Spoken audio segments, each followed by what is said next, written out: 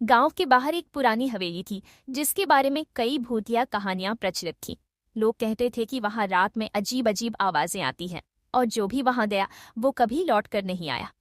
लेकिन इन बातों पर विश्वास न करने वाले रमेश ने तय किया कि वह इस रहस्य का पता लगाएगा। हवेली में कदम रमेश रात के समय एक टॉर्च और मोबाइल लेकर हवेली पहुंचा। हवेली जर्जर हो चुकी थी, दरवाजे चरमरा रहे थे और चारों ओर धूल जमी थी। उसने हिम्मत जुटाकर अचानक हवेली का दरवाजा अपने आप बंद हिम्मत जुटाकर अंदर कदम रखा। अचानक हवेली का दरवाजा हो गया। रमेश का दिल जोर जोर से धड़कने लगा, लेकिन उसने खुद को संभाला और आगे बढ़ा। रहस्यमयी छायाएं और अजीब आवाजें। जैसे ही वह सीढ़ियों से ऊपर चढ़ा, उसे किसी के फुसफुसाने की आवाज सुनाई दी। उसने टॉर्च घुमाई, लेकिन वहां कोई नहीं था। तभी अचानक एक कमरा अपने आप खुल गया और अंदर से ठंडी हवा बाहर आई।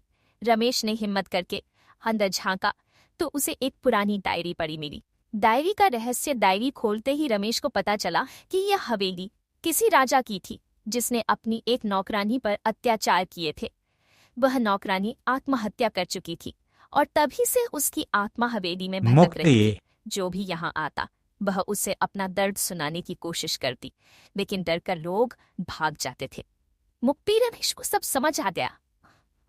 उसने नौकरानी की प्रार्थना की। तभी अचानक एक सफेद धुंध हवेली में घुल गई और सब कुछ शांत हो गया। अगली सुबह जब गांव वालों ने रमेश को हवेली से सही सलामत बाहर आते देखा तो वे हैरान रह गए।